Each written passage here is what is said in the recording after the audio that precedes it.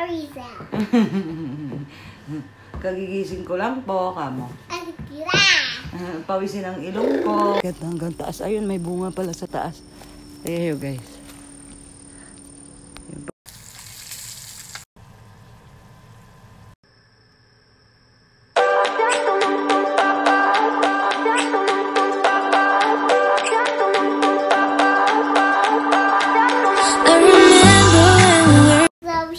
Hello guys, welcome sa aming channel, Red Stories. Hey, hi guys ka.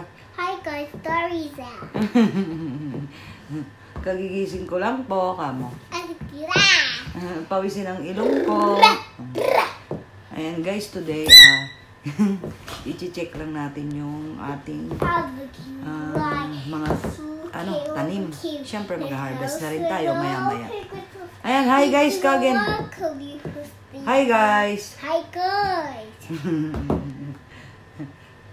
Hi guys. Hi guys.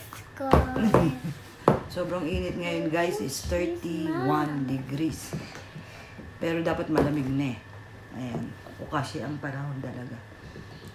Ayan, maya-maya guys, samahan nyo kami. Siyempre, bago kami mag-start, thank you po sa lahat ng nanonood sa aming channel.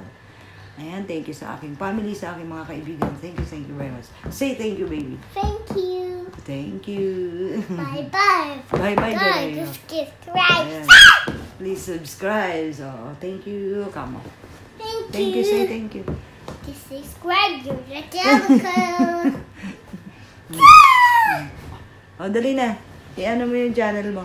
Dali. Why? Hi, guys. Hi guys. You look it.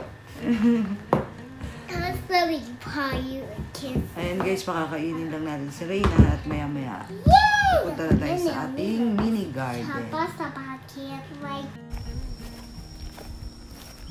Ito guys, yung ating ampalaya at patula nagsama na. Ayan, dami bunga niyan guys.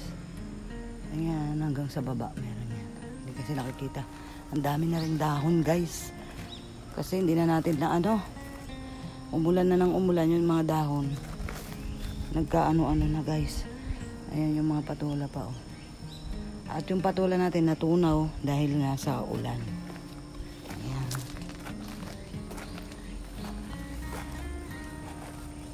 Ayan guys oh.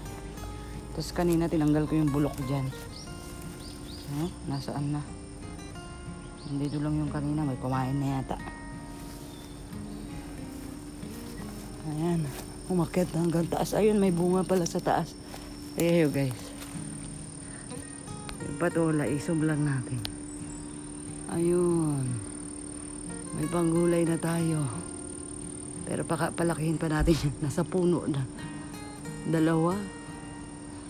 Ayun guys. Ang laki. Ayan. Malapit na yan matapos guys. Chinek lang natin kung pwede pang, kung mamumunga pa ba. Dahil para makapagtanim tayo. Tapos guys. Ayan, dahil pang bulaklak guys.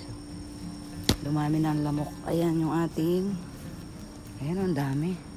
Alokbate. Grabe, tataba. Tingnan nyo guys. Kung gaano katataba. Kinakain na nga ng uod. Diba? Lalaki ng dahon oh. Oh. Grabe yung dahon. Sarap niyan guys. Napakasustansya niyan. At ito naman yung bigay ni Ate Nora na saging. Ang laki na niya.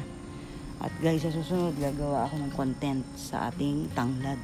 Gagawa tayo ng tea lemongrass. Ayan. 2 yan guys. Dahil magtataglamig na, kailangan nating yan. Kumuha ng ng mga niya para itanim natin sa paso. Kasi guys, baka di na siya tumubo. Minsan naman ay next year tumutubo. Kasi dati nagtanim na ako ganyan.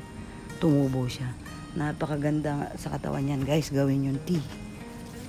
Ayan yung okra natin. Kanina kumuha na rin ako. Yung iba maliliit pa. Every other day guys, kumukuha ako niya. Pero malapit na rin yan matapos. Yung talong nga natin natunaw na. Para makapagtanim tayo ng iba guys. Ayan, may mga kangkong din dyan sa gilid-gilid. Yung papaya, grabe. Ayan guys.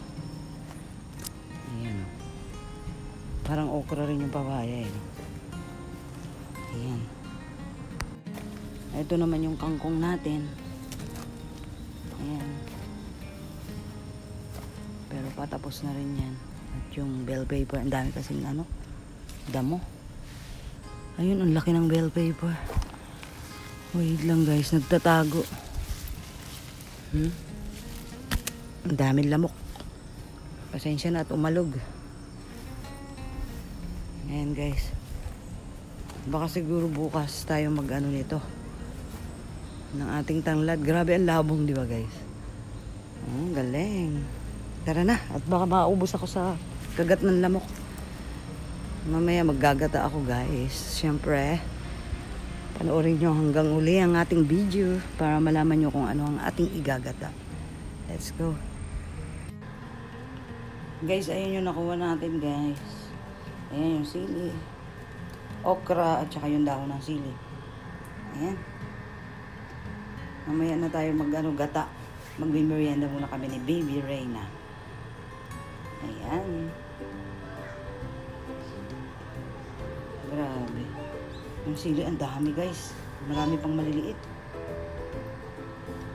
Ayan, see you at today.